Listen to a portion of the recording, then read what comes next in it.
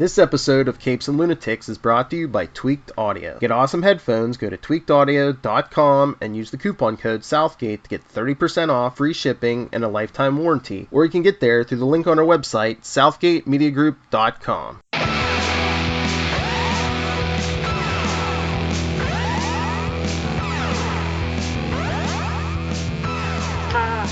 It's Chaz, and we really want to be your friends. We hope our good times never end.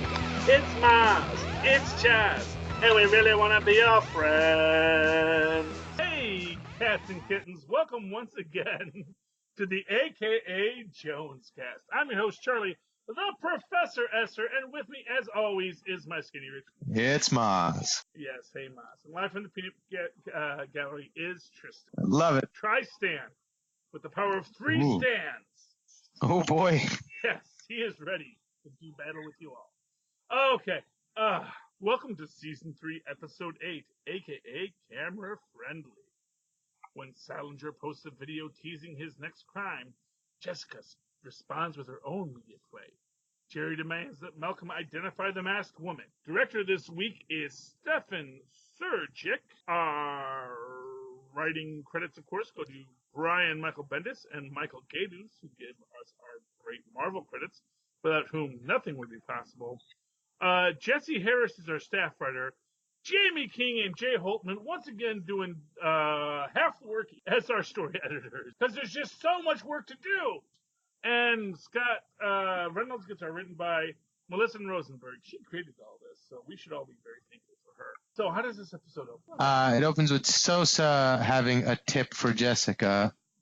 And so last episode we did find the body, and I know that they want Sosa to get the jurisdiction, which that's tough. So, well, you know, to me it was like the minute they did this, it was like, oh, that's just such a bad choice. Well, because it's this New Yorkers idea that only New Yorkers can do it right. Interesting. I mean, there's something to be said for like favoritism and wanting to protect the boy. She already showed, signs of that. So I know, but it's just this idea. But that wasn't the reason. Yeah, I know. Well, what it is, what there's a coroner, and I'm sure there's a forensic team in that upstate town who might have figured because they knew beforehand, because the detective makes the point that there's a hair. They found a hair. Yeah. So if they found a hair, first off, it's not like they're necessarily going to do the DNA sequencing there, Right. I mean, maybe they might do it in New York, maybe they might send it out, but it's like, it's a DNA sequencing. They're going to do the DNA, and the idea that it has to be in New York, to me, I kind of feel like this is kind of pissing contest that you get between the two departments is problematic. Yeah. Because I feel it's these kind of moments that cause problems later down the road when, what was the chain of evidence? What's the chain of command? How do, as it is, you already have this issue that Jessica Jones found the body.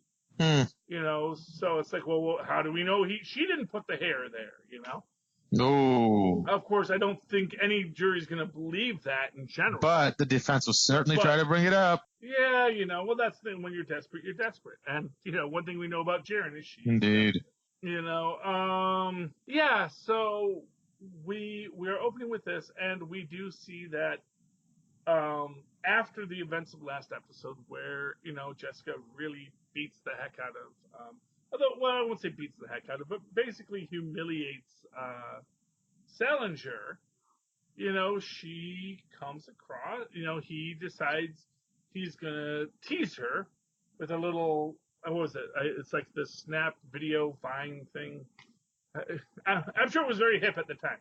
The idea that you get the two watches of a video and then it deletes itself forever. Although, of course, she eventually figures out how you deal with that. But of course, for what it's worth. In a very old school analog way, almost. Yeah, well, what it is for what it's worth, not for nothing, Kristen Ritter is, she's, I'm not going to say she's as old as me, but she's a child of the 80s. She remembers the 80s, and the kids, she's a millennial, and this is post-millennial technology, Yeah. So I was like, what are the kids, what are those kids doing nowadays, and why are they on my lawn? And to Salinger's credit, he's down with the kids, so he knows all the little things. So has the sends the Snapchat video, and they realize that okay, he is going to kill one of these people. They don't know who. Now, up until now, he's always killed men, because Right. because of reasons. Yeah, reasons. I'm sorry. The guy is just in so many ways repressed and uncomfortable with his own self. That's the thing. Is like anybody that's doing this kind of action, it has to be from a place. How they say like everybody is really a coward. I think there's actually a lot of truth to that. I think most people who do evil, it is because in their heart of hearts they just lack a sense of own self-worth. That they can't be honest with who they are to themselves. They can't be honest with who they are to the world, and so they lash out in these ways to try and show that they are in control of everything. Because the one place they're not in control is inside the room. That all they have is doubt and fear and all that kind of stuff. They never, they didn't watch enough Mr. Rogers. Oh yeah, honestly, Mr. Rogers, it's yeah. One of the great ones. So I hear. I never met the man, but I've never heard a bad story about him. All I hear is, No, and all I mean, and all I know is from my own experience growing up, how impactful he was. Yes, well, exactly.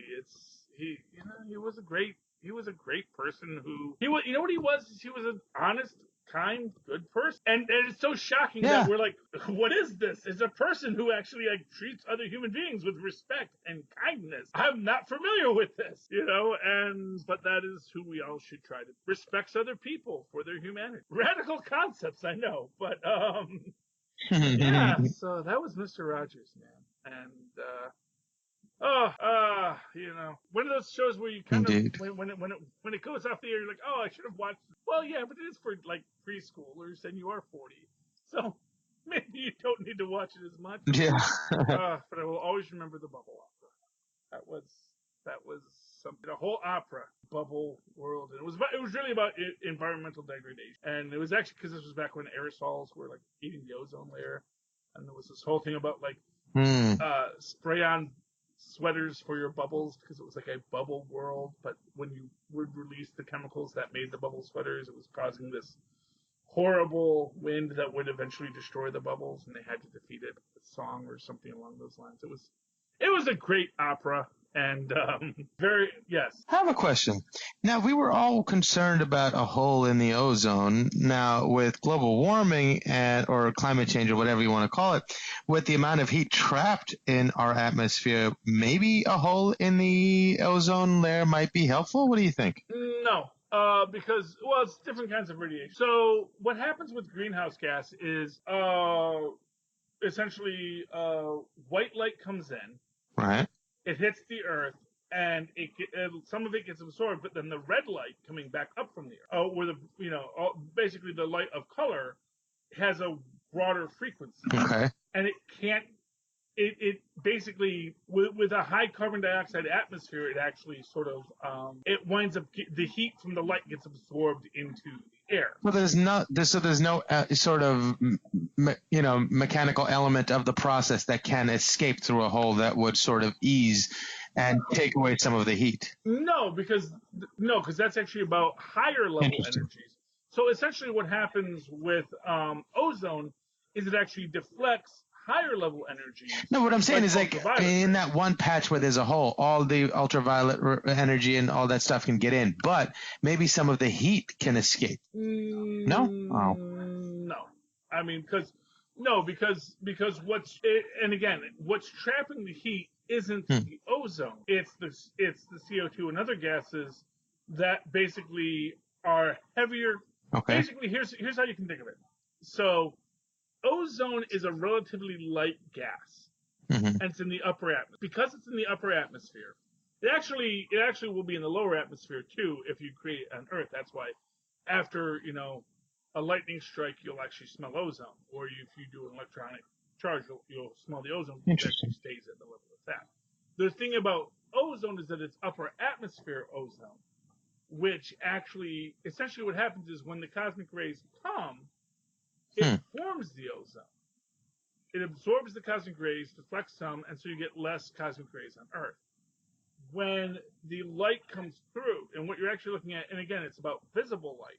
It's an entirely different aspect of it's an entirely different aspect of an entirely different frequency of the light.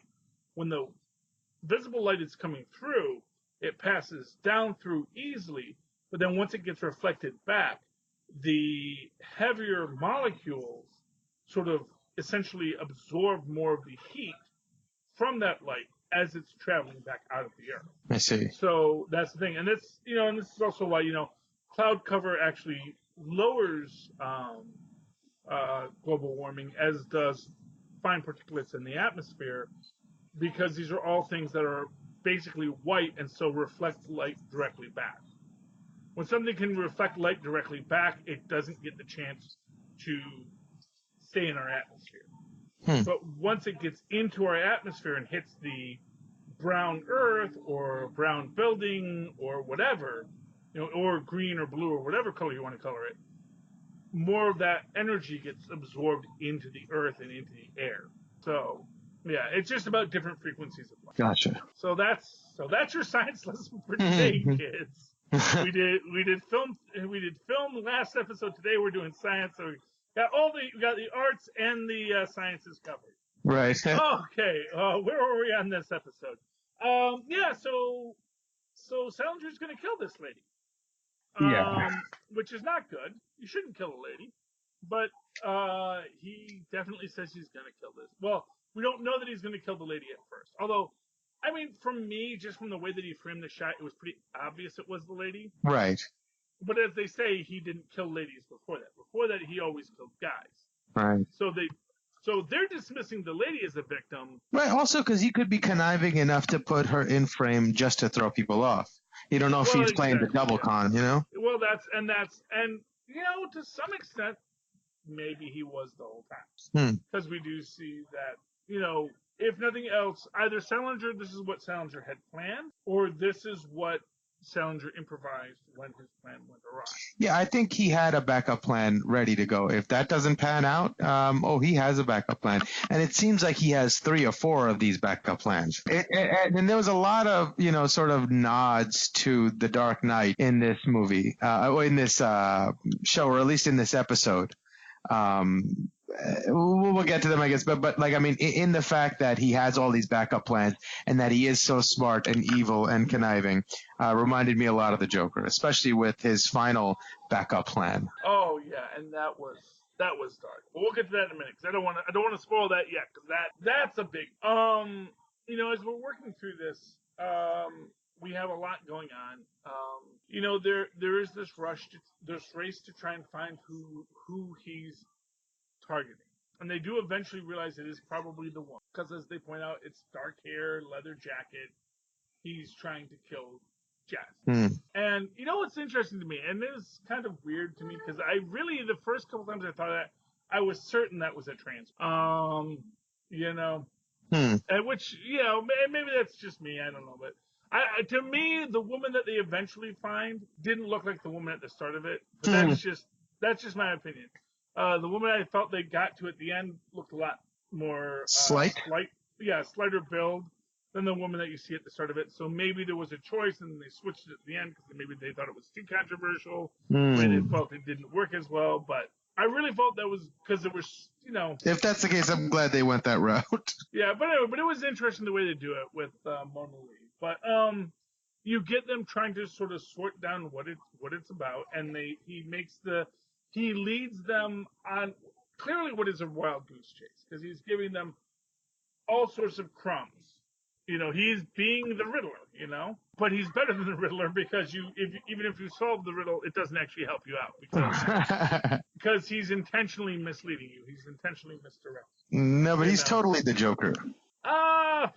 Yeah, I wouldn't impugn the Joker in that way, but yeah. Well, fair enough. But in the way he sets up the final moments, it was very, very Joker-like with him and Trish. Well, that's a whole other bag of hammers because that ends on a real cliffhanger. Right.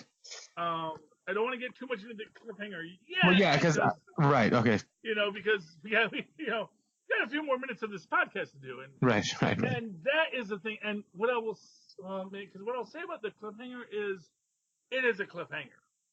Where they end it can go one of a dozen ways. Right. And if they go one way, it is a very different story than if they go another way. Because, they eventually, essentially what they do is they do this big manhunt for this woman.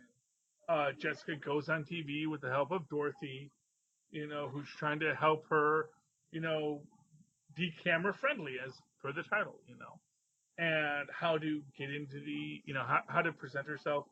And of course, Jessica is in no way ready for it. But at the same time, as Dorothy says at the end of it, and really what you got to see is this super encouraging aspect. She says, look, you did great, Right.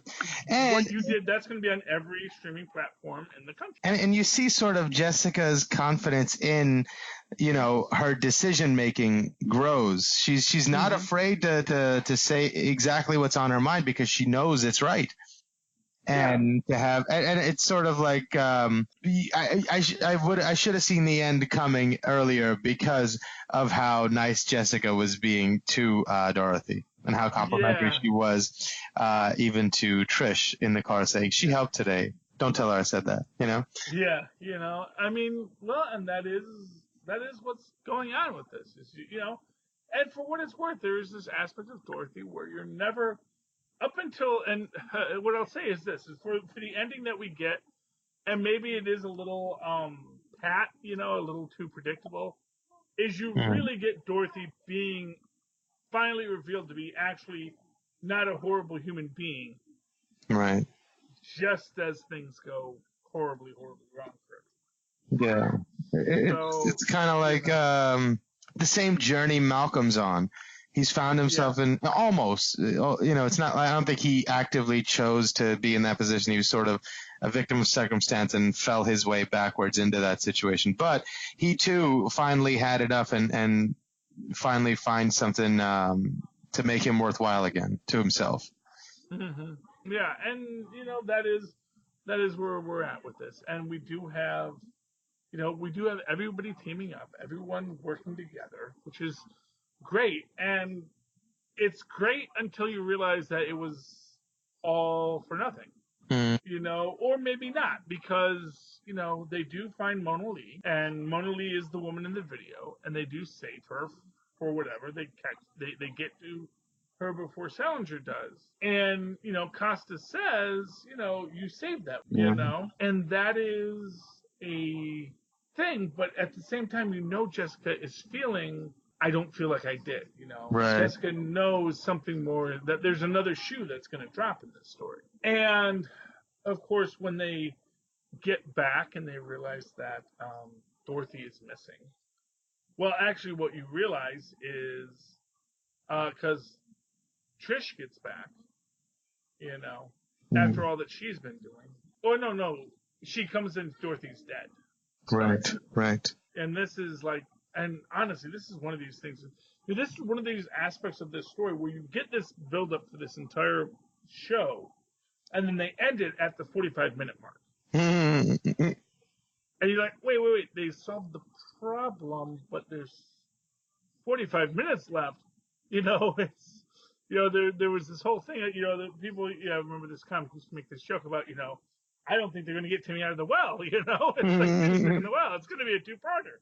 And then what is the thing nowadays is that, you solve the problem. Like, oh my gosh, they're going to put Timmy back in that well. There's going to be another problem that they're going to leave us with at the end of this.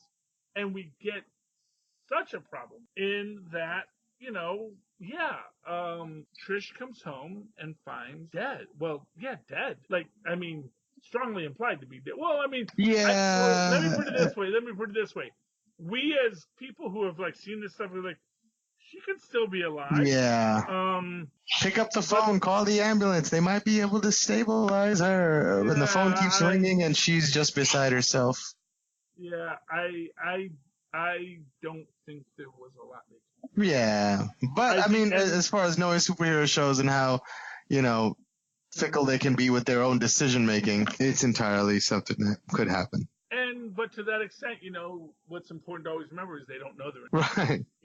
They don't know what they don't know. And of course, but here's the thing, and this is the thing of it, and this is where again, I always make the point, I don't pick fights with homeless guys because I don't want to pick a fight with a homeless guy because that homeless guy might be crazy. You're in a world where people are superpowered. You're in a world where there are superpowered people who might do bad to you if you do this. And part of me is like, is this meant to be like a suicide by superhero kind of concept? I mean, yes. Because I think the point he's trying to make is bigger than himself, especially now that his life's over since the evidence of his crimes has been found. So his last, plan, his last backup plan was that I will get a super to kill me, much like what Faith's husband did. And that will show everybody that supers don't belong and that I never deserve to be cheated, as I was. Yeah. So that's what it reminded me of with the Joker, because he was always trying to get Batman to kill him to prove he's just like him, that you're not better than us, that no one can be better than us, that even the best of you can be brought down. And that was, I think, what his goal was here. And that's one of the things that reminded me of the Dark Knight here. Well, yeah. Oh, and for what it's worth, that's also Lex Luthor's motivation all the time either, is that he can't possibly trust that Superman could be a good person.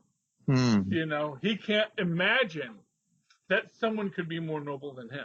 Right. And he knows he's not noble, so how could you possibly be noble? Because I'm not noble. Right. And I'm the best human being there is. So I'm not noble, and you're going to send your noble? You must be up. Right. Which, goes back to that last episode where, the lawyers in the $300 suits are making the argument about, the importance of maintaining the infrastructure. The infrastructure of jurisprudence, when it's like, yeah, that would have a lot more weight if you weren't wearing a $300 suit, And we didn't know that there was a personal motivation for why you're doing this. Right. That it's not the merits of the case, it is the desire to achieve your own self-agreement. And that, I think, is what really separates a hero from a villain, A hero, and that is the thing, and I think we get this a bit with Trish in this. Trish is going through her dark side, her dark path. Yeah. And yes, she is being self-important and self-aggrandizing, and she wants to be the hero. But at the end of the day, she wants to be the hero, I think, because she wants to do good. And she just doesn't know how to. And she doesn't know how to do good without being recognized as the hero. Right. I think because the way she was raised, she really had issues with identity. She never really got to be herself. The identity of the character was forced on her, and then the identity of the character of her celebrity persona was forced on her. So she's always been struggling with identity, and here she finds something that could be that for her, but she's used to getting things a different way. So she's applying her like little actor, brain to this and trying to make that happen. And, I really love Patsy's arc at the second act. Because I think that, this is what I'll say. I really feel that this entire season is about Patsy. Basically, her travel through the dark cave, and when you think about, you think about Jedi, and because we have new Jedis coming, and the big question is, will Rey go to the dark path, And, the reality that as, when Luke went into the cave of darkness, he turned away, and as Luke says in, I think it was The Last Jedi, he says she didn't even hesitate. She just went right for the darkness, and I think that is sort of where Patsy is right now, where she is not hesitating. She sees where she wants to be, and she's going to let go with what she has. And when Salinger kills her mom, which I also think is a nice bookend to the last season where she winds up killing Jessica's mom. Right. And now because of actions by Jessica, arguably her mom is now dead. Well, I mean, she wanted to attack it a very different way. It was a lot of unnecessary nudging to do the wrong things on Trish's part that led her there as well. Mm-hmm. Yes, absolutely. And yeah, there's no argument that, Yeah. Trish is definitely the author of her own fate. Indeed. There's no argument on that point. I mean, you're calling the paparazzi to popularize yourself, and that's how he was able to figure out who you really were. Yes. But again, that goes to that idea that, this is all but suicide by superheroes. And his? Not for nothing. And maybe hers. Well, but here's the thing about that. It's like, oh, well, I've got all these video cameras. Yeah, we can smash video cameras. We can burn down your entire apartment. You're acting like you've got this safety net from superheroes is a little bit ridiculous. Because I mean that's the entire idea is that he's like, oh, well, it'll be on tape that she killed me, and then I'll have one. Which again is just assuming that someone else isn't going to kill you, that they're not going to kill you from 6 blocks away with a sniper rifle. Right. That Frank Castle isn't going to show up in this episode. I was like, yeah, I figured I'd kill that guy. He looked like a guy who needed killing. And that's the truth of it. Is like, you're picking these battles that you're not ready to. To what it's worth, I think that there is a real self-destructive quality to it. I think from Jessica's perspective, she's also sort of tantalized by the idea that maybe public opinion will be on the side of right, that maybe she misjudged people in general. So she's expecting, and that's why that moment is so nice when she sort of like beats down Salinger, the kids start, clapping. And I think that's the same energy she's trying to reach for in her interview, where she's being flippant and she's being real and she's being raw. She's saying to be who I'm going to be and speak to what I think is right. I think I am right, and I think people will see it and fall in line behind that. Mm-hmm. And I think that's very much the case, I think that, without a doubt, she's trying to show that the world, here's the thing is, the world is better than she's always thought it was. And, for what it's worth, that's really the thing of it, is that she's never really walked away from the goodness of the world. It's like she had this negativity about the world, but even within that negativity, she's always still trying to be a good person. Right. She's the one that's there for Patsy when she's going through her struggles, and she isn't abandoning anyone who she cares about, It's just, to me, it's like she's always trying to be a better person. Yeah, but I think before it was almost sort of like she was trying her best not to be, and fell backwards into being a good person because she was forced to. Yeah. But here, I feel like there is a subtle shift in what she thinks the world will do with what she gives them. Yeah, and I think that is the positive note from this episode. And of course, once she realizes what Trish is going to do, she rushes, of course, to stop it. And that is where we end this episode, is with her about to cut Salinger's throat. What's in the box? Yeah. Well, we don't get to find out what the choice was made until next episode. Though one could say there is a next episode, so we can probably guess what the choice that was made was. But like I said, I think that is the kind of situation where Salinger is gambling, and maybe his plan is to, we're almost to live is the disappointment, because he was kind of right on that suicide by super. Right.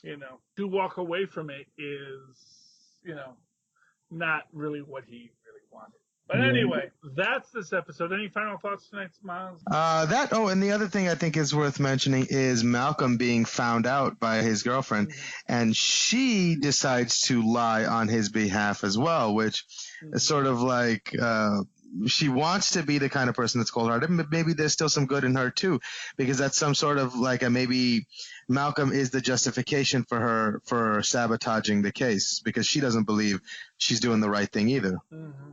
Well, I Maybe. think at the end of the I think at the end of the day, that's if there's nothing else, I think that's the point of that's Jessica's point, is that no matter how much we want to do bad for our own self-interest, there's a basic nature of humanity that actually cares about other people. That we have connections to other people is what gives us our strength. That makes us stronger because we are tied to someone else. And to that extent, that is the weakness of Salinger, because Salinger doesn't have that. Because Salinger is a person bound by his own weakness, his own inability to... And his own view of himself. Exactly. He's like not able to break free. He's right. not able... He doesn't have an objective mirror to reflect on, ever. Exactly. And that's why his evil just sort of... festers. It is an Ouroboros. It's an Ouroboros. It just devours itself.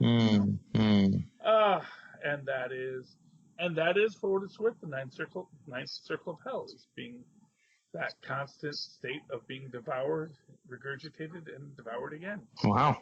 But anyway, yes. Oh man, Dante, he gets crazy. Anyway, so that was this episode. There are a few more coming up, folks, so stay tuned. Not done. We're not out of the woods yet. We'll see when Disney Plus comes along what me and Mozz decide we might want to talk about, but we'll have to face that struggle when we get to it. Okay, but until then, Mozz, how can people find you? Oh, they can email me at mozzmanzor@gmail.com or find me on Facebook under Mozz Manzor. That's MOZZ MANZOOR. And of course, you can always write to me in that old-fashioned email way, the way our moms and our paws once did, way long ago. You can write to me at superconnectivityblog@gmail.com. That's superconnectivityblog, all one word, @gmail.com. Of course, follow me on Twitter as I live tweet things that will be coming soon at Charlie Esser. That's CharlieEsser. Look for the 2 E's in the middle. For quality. Ping. There we go. Oh, ladies and gentlemen, cats and kittens, folks of all ages, thanks for listening to me and Mozz. Just always know, we really want to be good night.